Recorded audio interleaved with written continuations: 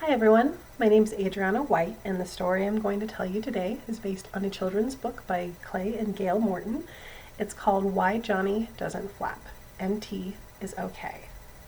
I hope you enjoy my adaptation and that you check out the original book because it is very cute.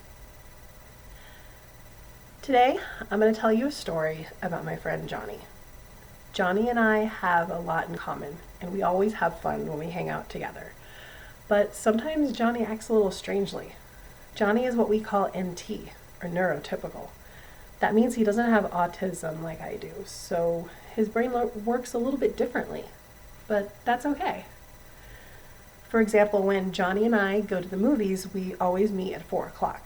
But sometimes Johnny will come at 3:58 or 4:03, and punctuality is just not his strong suit. But we always make it to the movie on time, so that's okay. Johnny also likes to play video games, and when we meet up for some games on the Nintendo Switch, sometimes Johnny wants to play Mario Kart first and then Super Smash Brothers, but then other times he wants to do Super Smash Brothers first and then wants to play Mario Kart, which is kind of funny. It's like he doesn't know you're supposed to play them in the same order every time. But we do get to play both games, so that's okay. Another thing that Johnny and I have in common are TV shows. We like a lot of the same TV shows.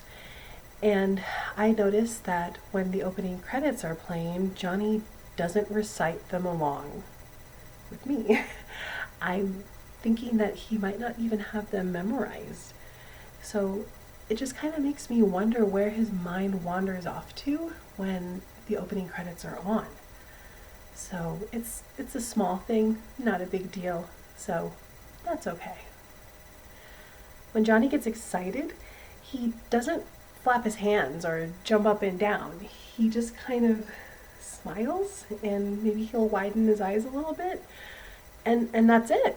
And sometimes I worry that he doesn't quite know how to express his emotions fully, but I think that that's something that a lot of people have to work on, so that's okay.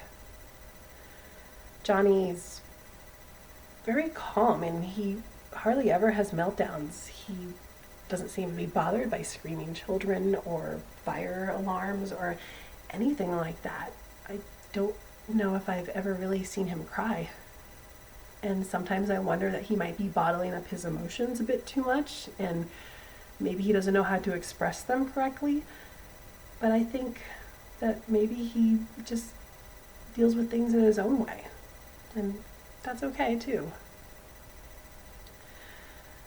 One more thing about Johnny that I find funny is he has these little communication issues at times. He'll say that something is a piece of cake when he really means that it was easy. Or he'll say that it's raining cats and dogs outside when really it's just raining kind of hard. And I think these things are so weird, but I always figure out what he's trying to say eventually, so it's okay.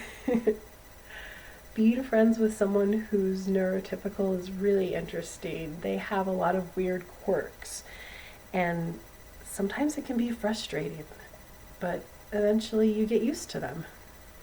Everyone's brain works differently, and different doesn't necessarily mean wrong.